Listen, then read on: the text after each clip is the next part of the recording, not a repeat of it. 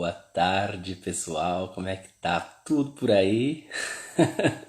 Mais um dia, mais uma live, mais uma alegria.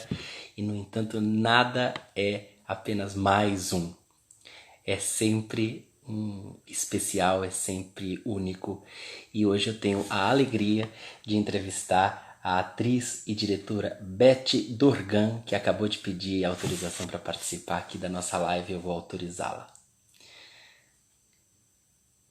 Conectando, senhora Beth, seja bem-vinda. Merda pra gente. Olá, Tiago. Olá, tudo bem, querido? Boa tarde de Boa novo. tarde, tudo bom? Tiago, dá para ouvir o barulho da construção aí atrás? Não, tá ótimo o Não, som. tá E ótimo. você tá me ouvindo direito? Hã? Você Tá tá me me ouvindo ouvindo? bem? Tô te ouvindo perfeitamente. Minha preocupação é a construção, que aí já falei que é aquele inferno. É o inferno de Dante contemporâneo. É o inferno, é o círculo das construções de prédios. Eu fiquei aqui pensando na proposta da Beth atriz em vez da Beatriz. Você podia brincar com isso de alguma maneira. Fazer os círculos do inferno contemporâneo, né? Fazer o Um deles círculo do com, inferno. um deles com certeza é a construção de prédios, porque é Com uma toda certeza. 24 horas de tortura. Das 7 da manhã às 10 da noite eles constroem e das 9, 10 da noite até às 6 da manhã eles descarregam o material. É legal. Exatamente, É. exatamente. Eu saí de São Paulo para Lisboa achando que eu ia me safar, tinha uma obra em frente à minha casa no Ah, meu bairro do Deus. Chiado. É, Meu Deus. Não tem. Elas nos perseguem. Olha, como eu sou um escritor metido a apresentador, eu vou fazer uma cabeça de chamada para você. Que chique. Ela é atriz, diretora, clown, mestre em ciências da comunicação, doutora em artes cênicas, docente em interpretação pela Escola de Arte Dramática da USP, a ECA. Você é vice-diretora ainda da ECA ou ainda não? Não, graças a Deus, não. Ah, Agora isso não. está nas mãos da Tarina Quelho e a direção do Zé Fernando Azevedo. Graças a Deus, eu não sou, porque é muita responsabilidade. Entendi. Bom, tenho a honra e a gratidão de entrevistar Beth Dorgan. Queria começar, Beth, fazendo uma pequena, breve, mas acho que você vai concordar comigo que muito merecida homenagem a duas figuras do Ah, teatro que nós perdemos, que é o Yakov Hillel e a Maria Alice Vergueiro. por favor.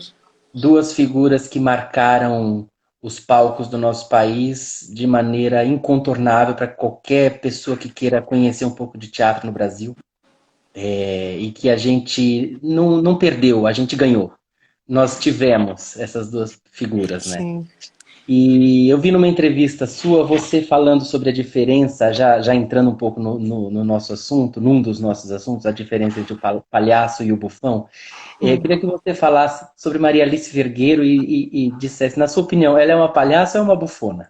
Ah, Maria Alice Vergueiro era tudo que ela quisesse ser, né? Toda certeza. Você sabe que eu só queria acrescentar, eu sou professora na Escola de Arte Dramática e também tenho a honra e a alegria de ser professora na Escola Superior de Artes Célia Helena.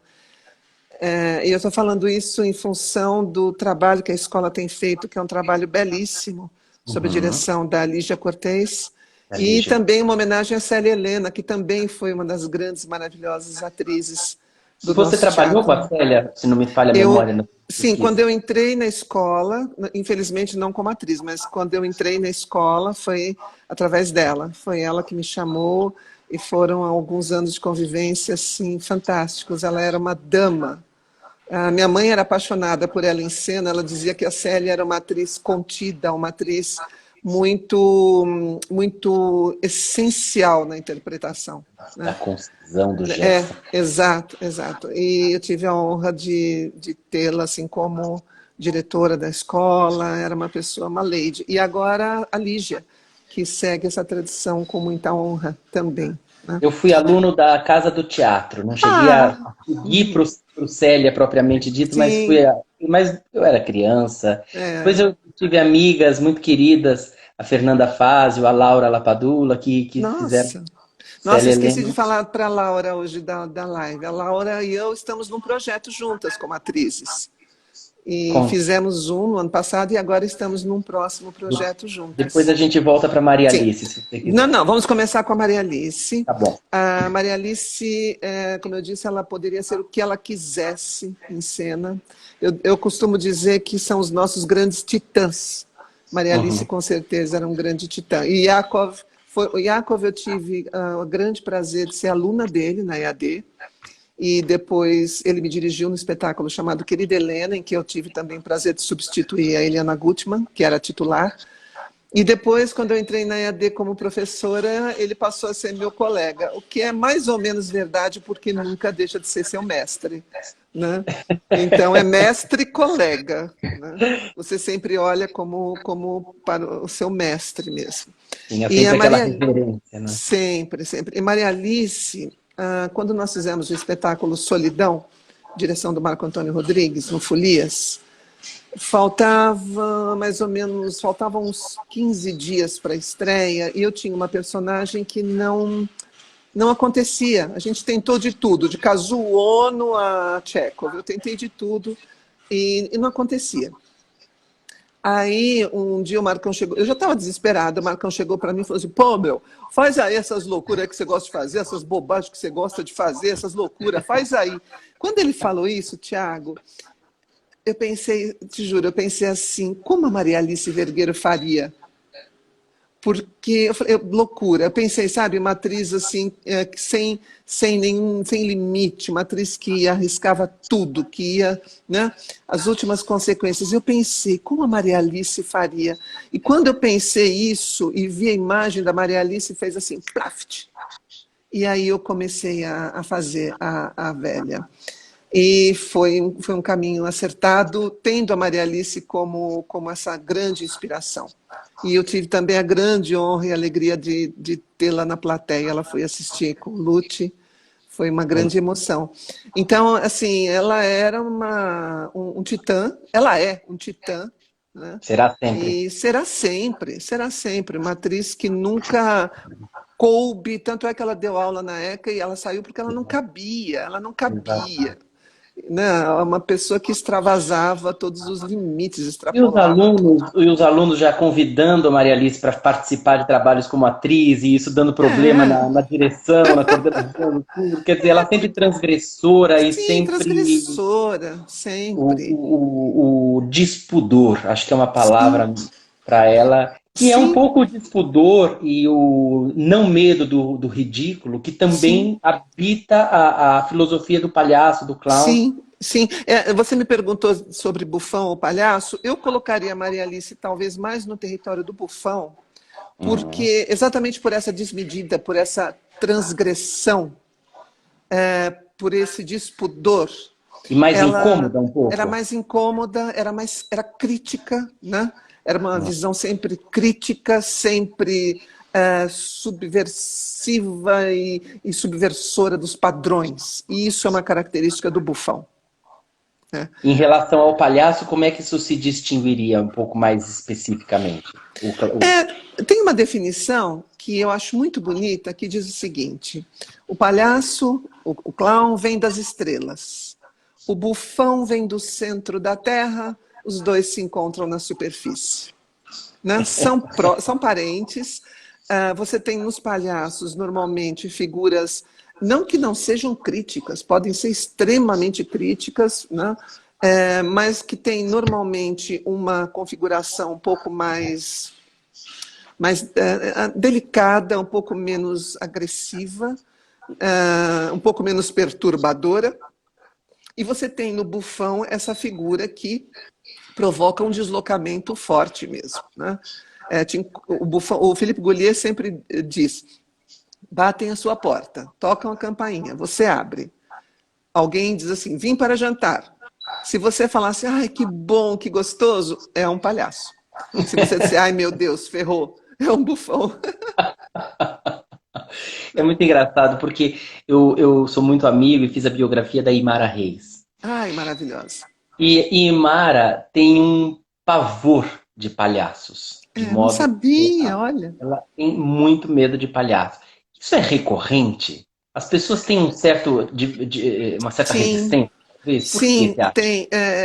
existe até uma fobia já, assim, tem que ter um título até, eu não me lembro agora no momento, eu vou ficar te devendo, mas dentre as fobias que são enumeradas até assim por psicólogos, médicos, existe uma relativa a palhaço. Em relação ao riso, se eu não me engano, é gelotofobia. Nossa, nunca tinha ouvido falar É, disso. tive uma mestra, a Vera Machilini, que pesquisava isso. É, eu vou ver depois, desculpa se estiver errado, mas é alguma coisa que eu me lembrava que a gente pensava que era de gelo e não era. Que é medo do riso, é fobia em Olha, relação ao riso. a Lilian Blanc está aqui assistindo a gente, Ai, nossa minha querida, queridíssima, que você e tem ela medo está de palhaço, o quê? Você é uma. testemunhando a mesma coisa. E tem medo de palhaço, o quê? Você é uma, tá falando o quê aí? Pois é, mas eu É, acho que deve ter a ver com essa coisa da deflagração de camadas do eu, do contato com o profundo, com o sim. essencial, talvez. Me corrija se eu estiver errado. Que podem, assim, esse contato pode ser perturbador. Às vezes, Tiago, é até uma coisa mais simples. Questões da infância, teu pai e tua mãe te levam para um circo, entende? Tem um palhaço ali com um adereço muito grande, uma maquiagem muito forte, te Sim. dá um susto.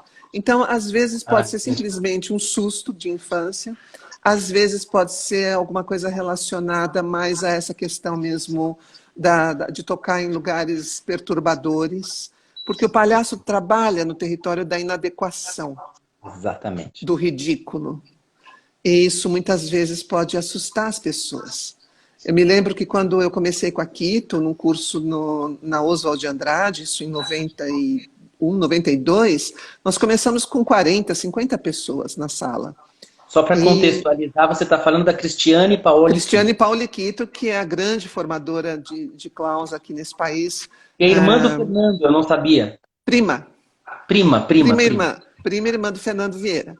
Ela é Cristiane Paoli Vieira. Ah, Prima irmã do Fernando.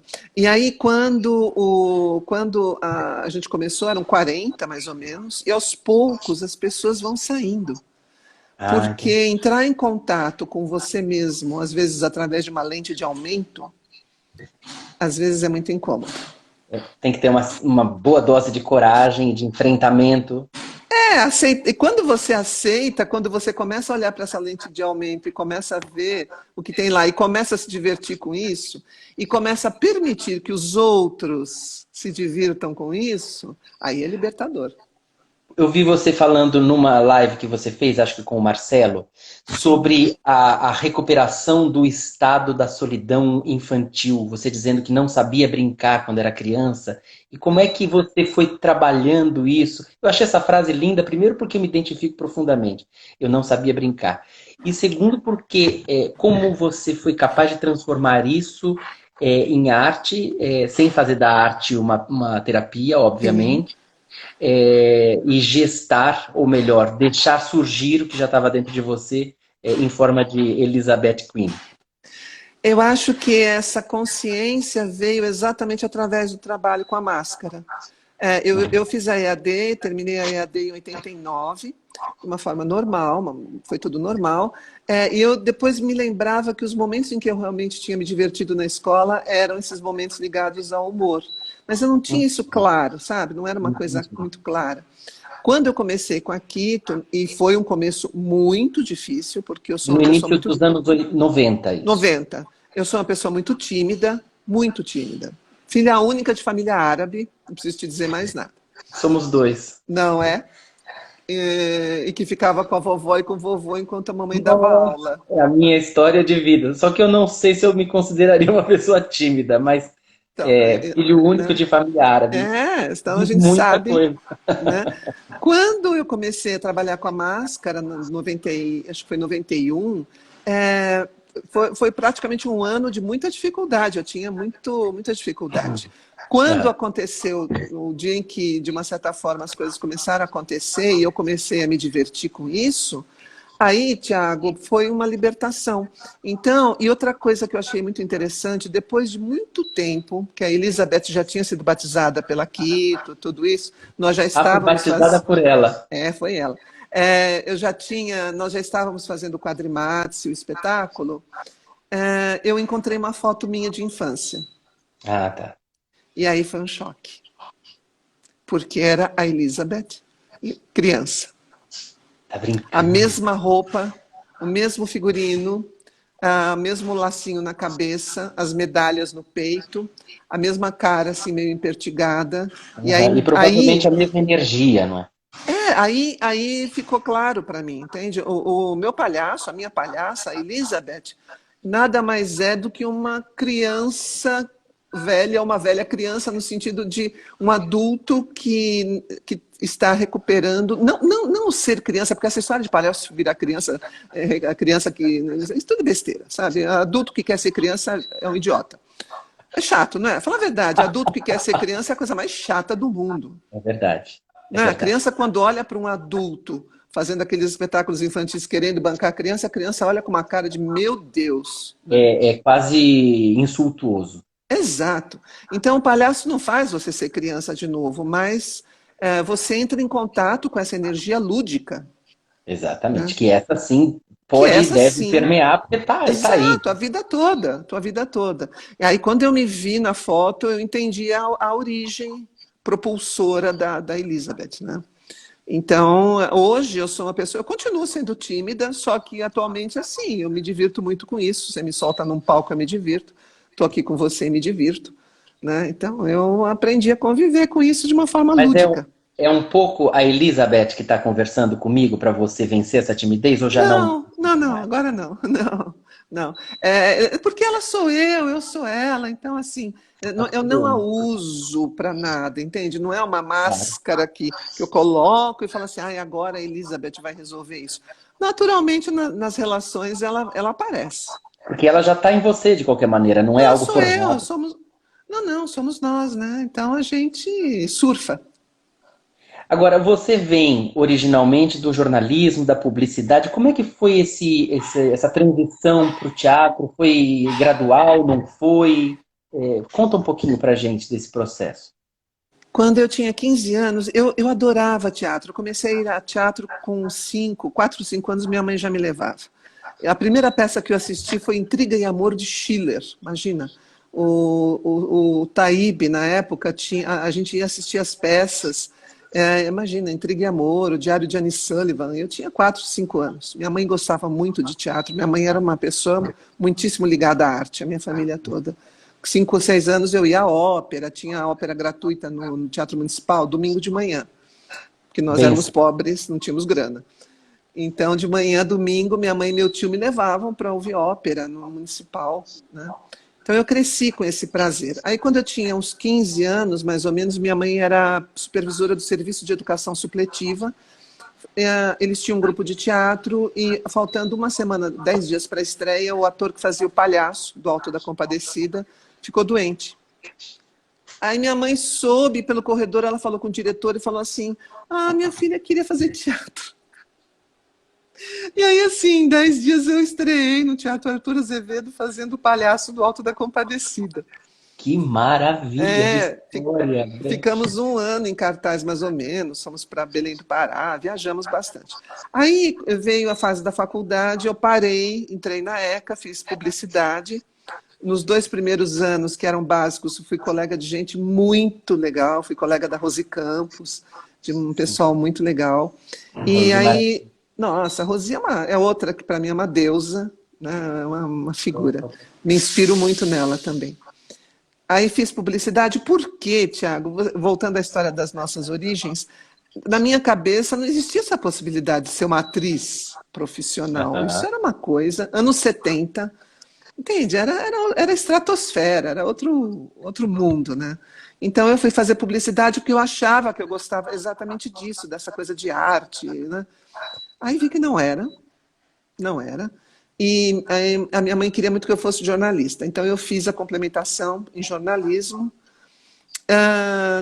fiz uma pós-graduação em jornalismo, tinha 27 anos, não sabia quem eu era. Gente, é Todos uma os meus trajetória colegas, muito parecida com a minha parecida. trajetória. Eu fiz É, jornalismo no Mackenzie, depois fiz uma especialização em jornalismo cultural, até eu assumi o mestrado em estudos de teatro e o doutorado pois em é. literatura. me assumir mesmo Demorou. como escritor depois de já ter publicado Demorou. muito, até eu É, dizer, não, é isso que eu sou, isso que eu sei fazer, minimamente pelo menos, leva tempo, sim, né? Esse leva processo tempo.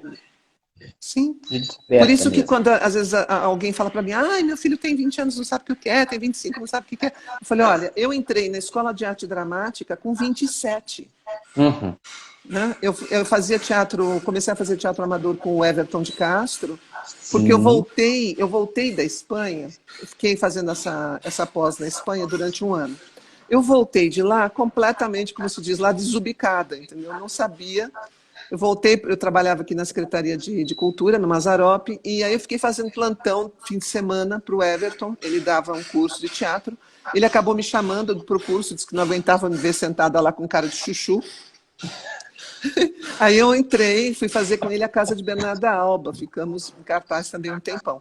Fui foi sua parar, né? estreia, não, pelo que eu estou entendendo, No... não profissional, ou já foi Não, profissional? não, ainda amador. Ainda não, Ainda amador. ainda era Aí, amador. com 27 anos, um amigo meu foi prestar vestibular na EAD, me arrastou para ser réplica, me obrigou a fazer inscrição também, e eu acabei entrando. Então, eu cursei a EAD dos 28 aos 31 anos. Entendi. E aí eu me reconheci, e quando alguém me perguntava qual a sua profissão, eu dizia, eu sou atriz. Agora, deixa eu te contar uma coisa rapidamente, você me perguntou da transição do jornalismo, essas Sim. coisas. Eu já era uma atriz profissional, estava fazendo uma peça no TBC, na época, Dindim do Coração da Mamãe. E abri uma vaga na Folha de São Paulo. E a minha mãe, o sonho dela realmente é que eu fosse jornalista. Aí eu falei, não, tudo bem, eu vou prestar, tinha que fazer um concurso, umas provas, eu fui passando, passei. A última era uma entrevista com a editora. Entrei Uhum. numa sala chiquérrima, uma mesa de uns 10 metros, assim, ela lá na ponta, e eu aqui.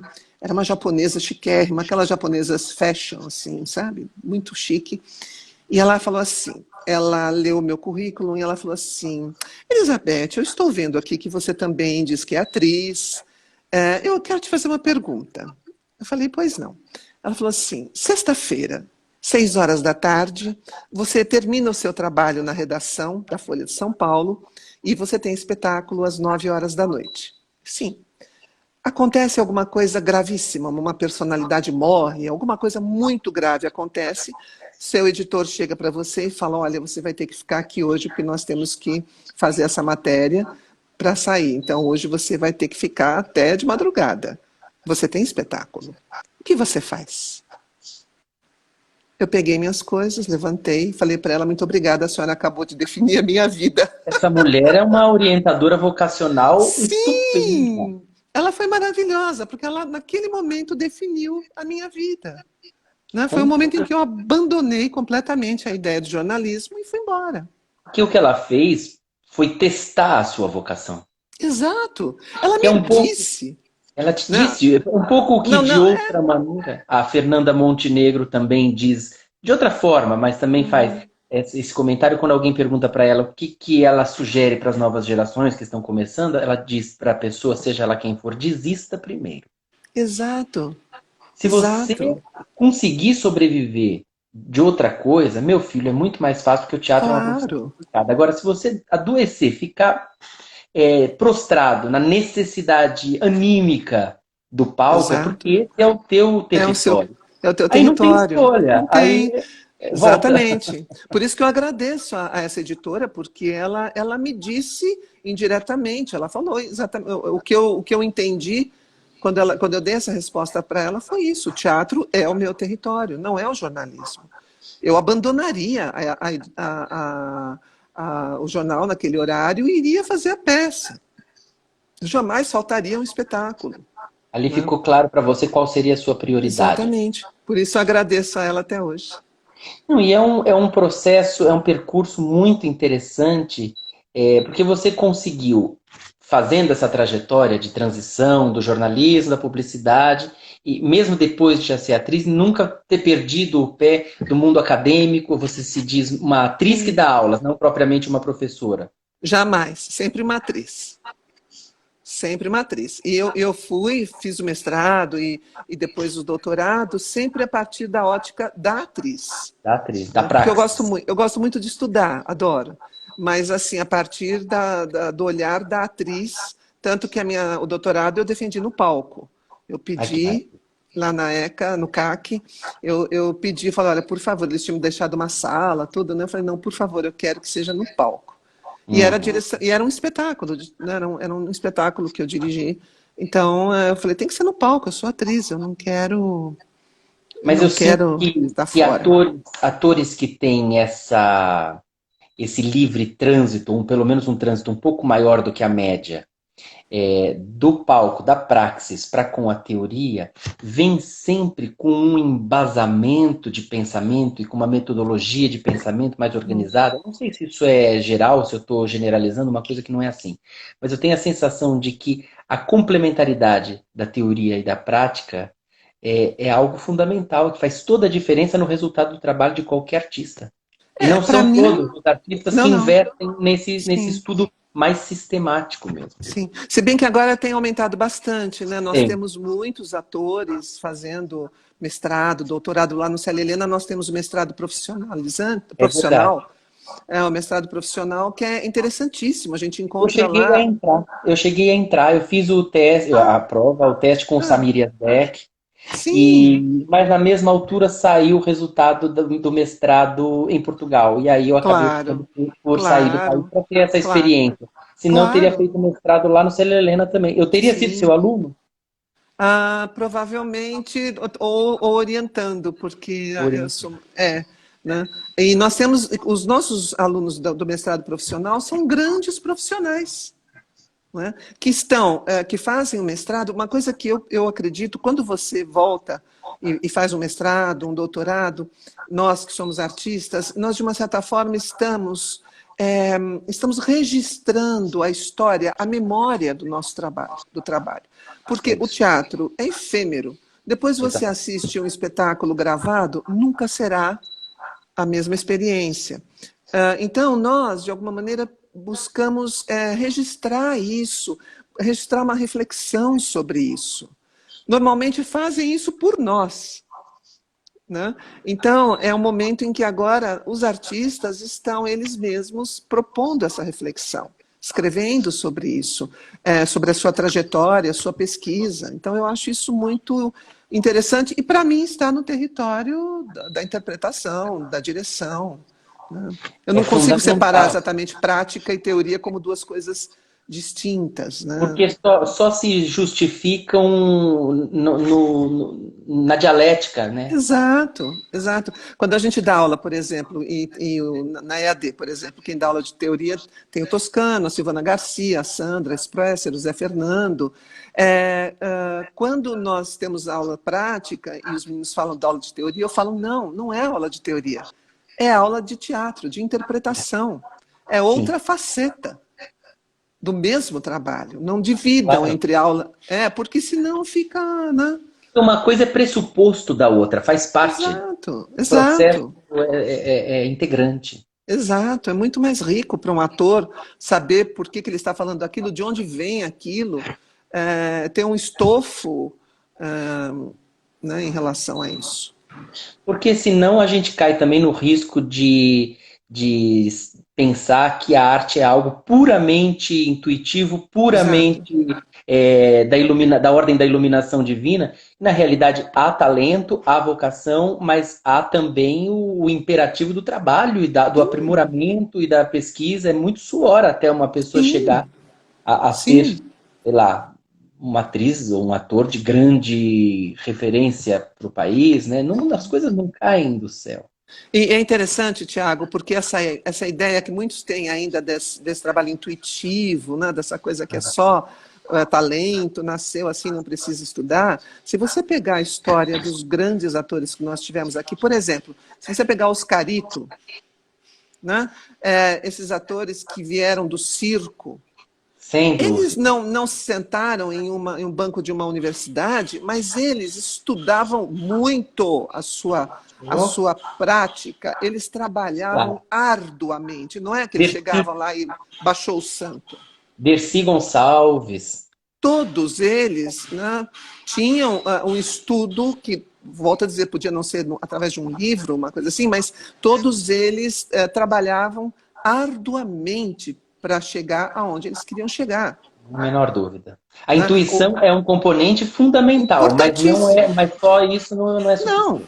E ela é alimentada também pelo estudo.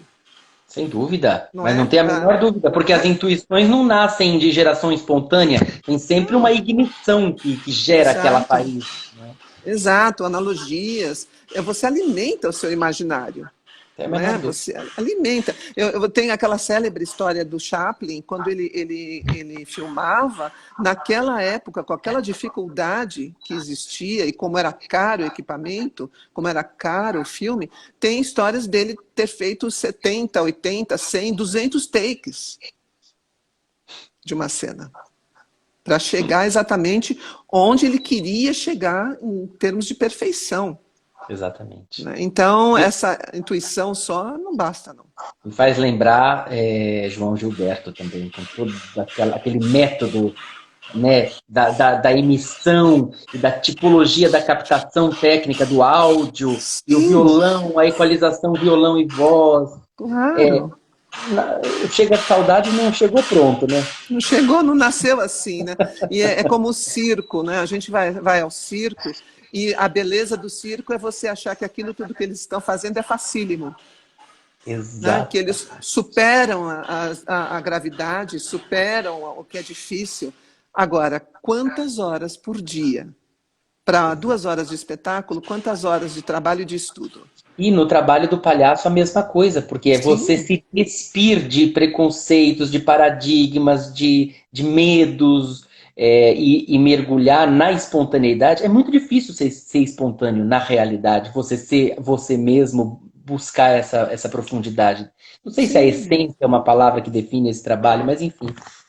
Estamos falando desse território do lúdico mesmo, né? Território do lúdico, sim. Não é fácil. E se você pegar os grandes palhaços de circo, normalmente começaram com crianças, né? Uhum. Começaram desde pequenos, observando, acompanhando os mais velhos, ou eram da acrobacia, malabares, trapezistas, que depois de uma certa idade migraram para a máscara. Então, a gente tem essa ilusão de que tudo acontece só assim, né, no talento e na intuição, é uma coisa que a gente deveria rever. Você acha que palhaço bom é palhaço velho? Ou isso é uma mítica Não, equivocada? não necessariamente, não necessariamente. É claro que um palhaço que tem muita experiência, ele vai ter uma qualidade, né, irrefutável. Agora, nós temos palhaços jovens que são maravilhosos, né?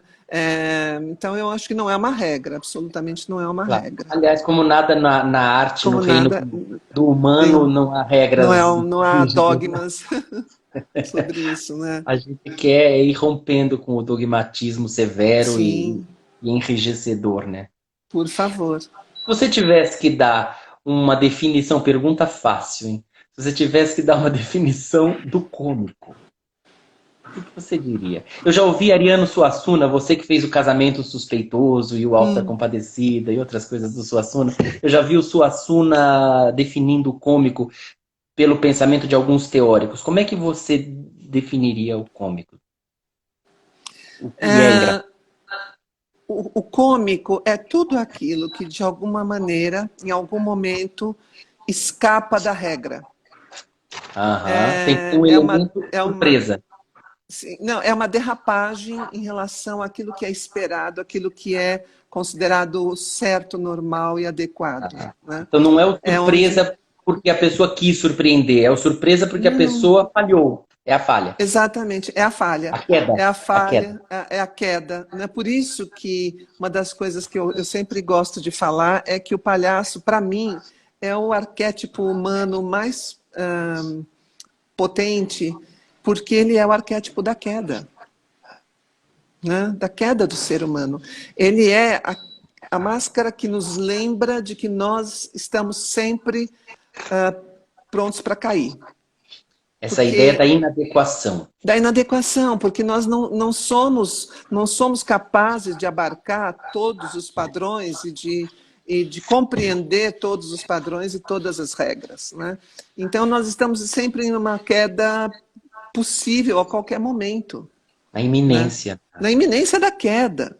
Essa é Que, uma aliás, característica humana. é uma coisa assim, eu em 2012 fui chamado para escrever um livro sobre a arte circense, sobre a Ah, linguagem aham, corporal circense. Alguns professores de educação física me contrataram e a primeira parte do livro era uma introdução teórica, a história mesmo do circo enquanto linguagem, desde a antiguidade e tudo uhum. mais.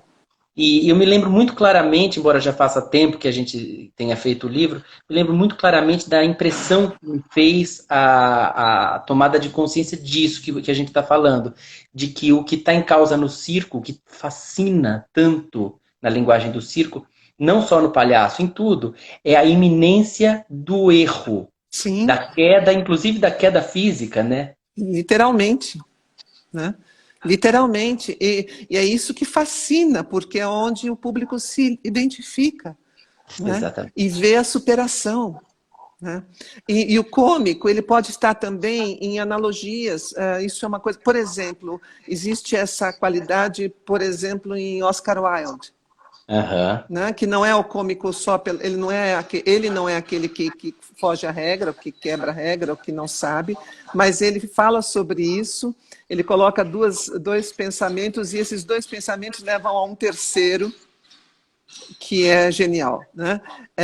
Então existem várias possibilidades do cômico, mas normalmente ele tem esse aspecto crítico e esse aspecto do deslocamento, né, em Geralmente relação à regra. a gente ri do que a gente reconhece, digamos. Sim, sim, isso é uma coisa que também é muito importante e diferencia o cômico em relação a outros gêneros da comédia, porque você tem que ter um contexto. Aham. Porque é Não, exatamente o reconhecimento do contexto, do padrão estabelecido, que te indica quando alguém não atende a esse padrão. sim, Se você não conhece o padrão, você não ri. É como quando a claro. gente assiste a cerimônia do Oscar. Você não sabe do que eles estão rindo, porque você não conhece as pessoas que eles citam, né? Fica tudo muito sem graça. Não há rompimento de padrão se não houver a percepção de qual é o Percepção padrão. de qual é o padrão, né? Qual é a regra. Para que você Exatamente. entenda que a regra foi rompida ou não foi respeitada, A você regra tem tem que ter que. sido instituída anteriormente. Exatamente, tem que É ser um acordo, instituída. o acordo tácito de que o Tom Sim, Zé tanto fala, né? É o sim, acordo tácito. sim. Eu vou dar um exemplo rapidíssimo. Quando a gente fazia o Quadrimates, tinha uma cena em que eu dizia que nós tínhamos, na minha infância, nós tínhamos uma casa chiquérrima na Cidade Oceã. Quando a gente fazia o quadro, isso 30 anos atrás, a Cidade Oceã ainda tinha, hoje a Praia Grande, a Cidade Oceã já tem outro referencial.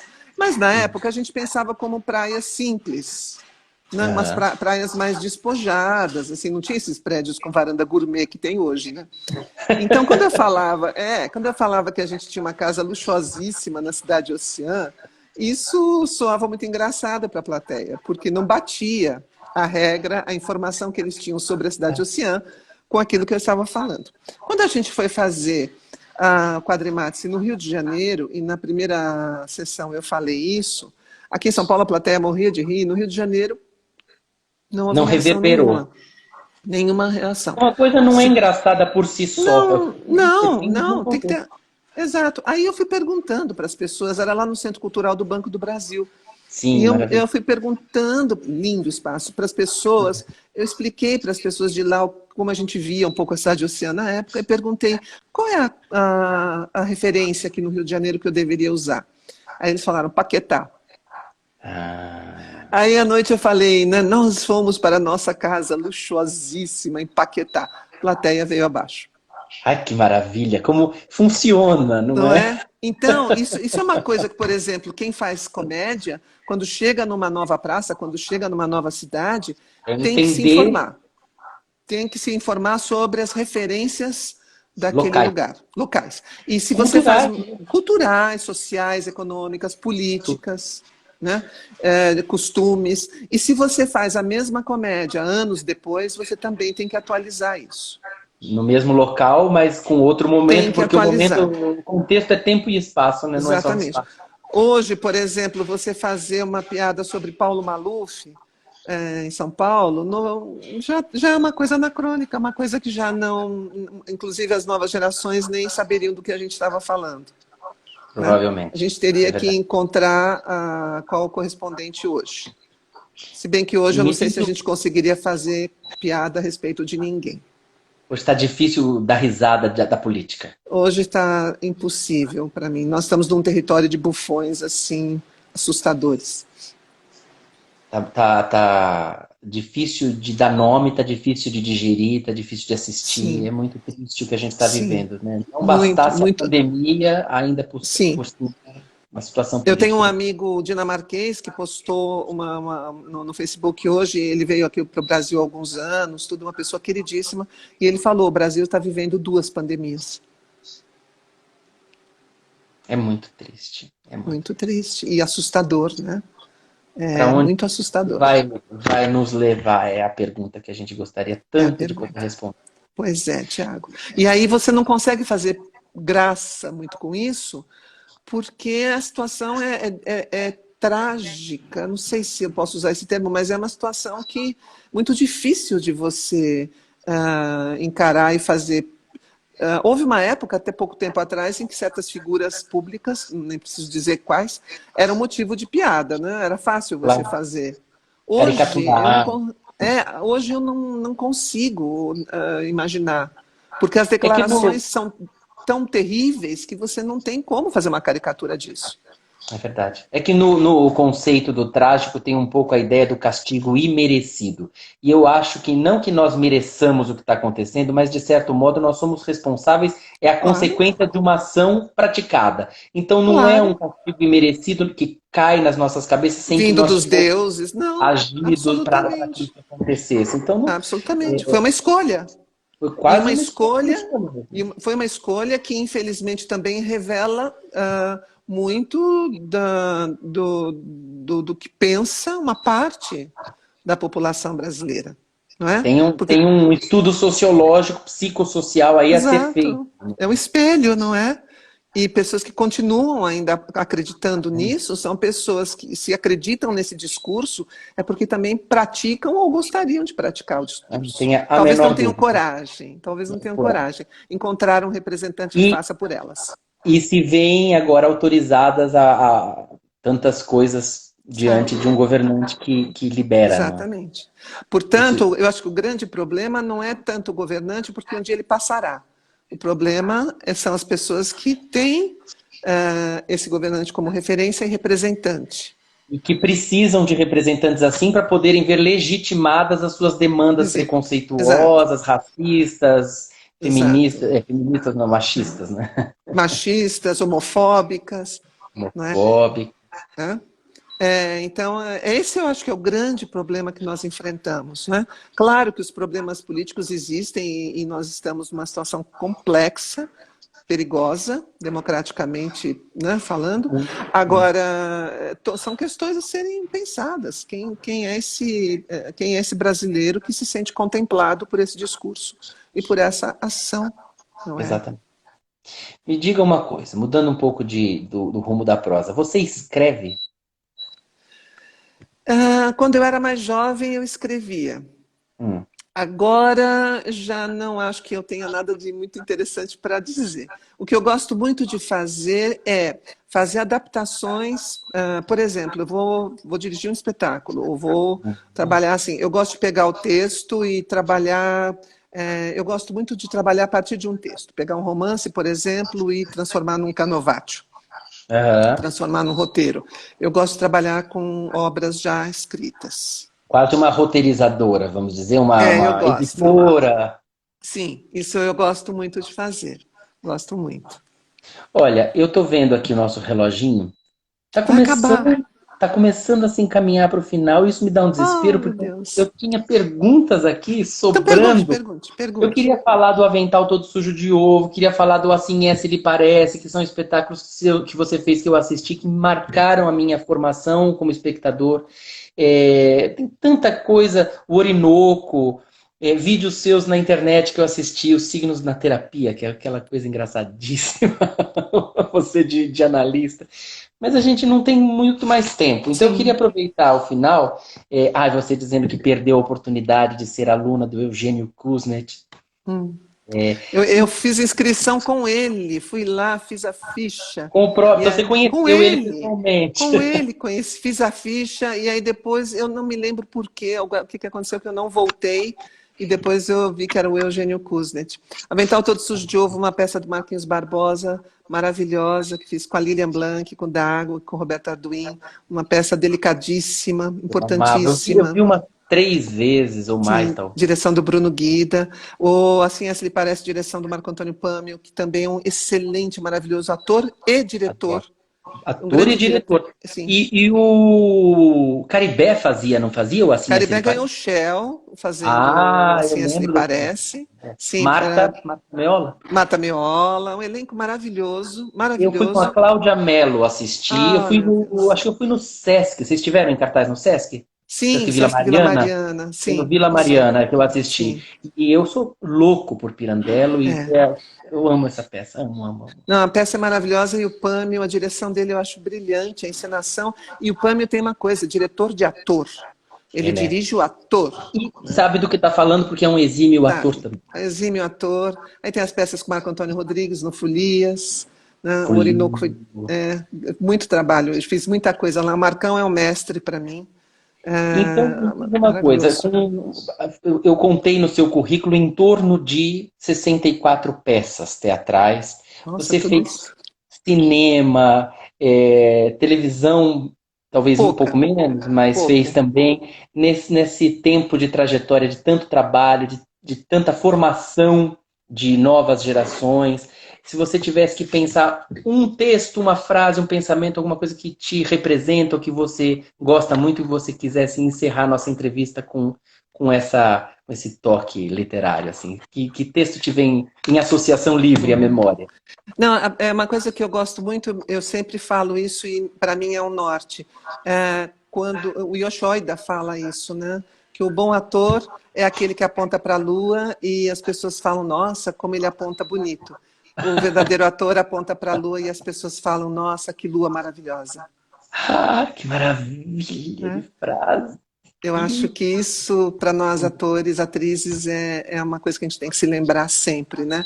Que seja o virtuosismo, seja o que for, tem que estar a serviço da arte, da obra poética que é maior do que nós, né?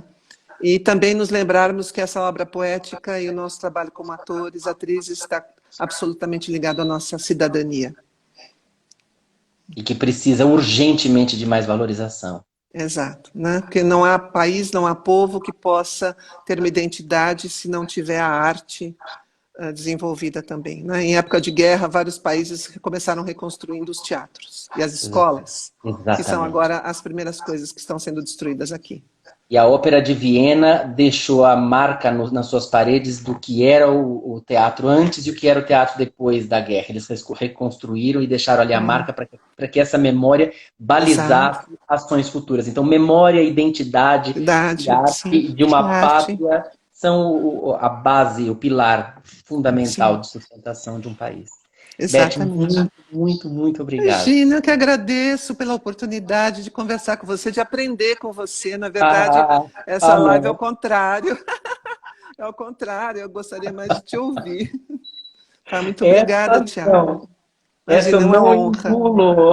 É verdade, uma honra conversar com você, um prazer enorme. Muito obrigada por aqueles que estavam aqui acompanhando. Eu descobri que quando a gente está fazendo, a gente não consegue ler o que está escrito, então, A assim, gente embala na conversa, mas embala, não consigo. Então, muitos beijos para todos. obrigado e que muitas lives ainda venham permear a nossa amizade e que logo a gente possa Por se abraçar favor. pessoalmente. Se Deus quiser, querido, tá? Um beijo com todo o meu amor, meu carinho e gratidão, tá? Muito, Um muito beijo. obrigado.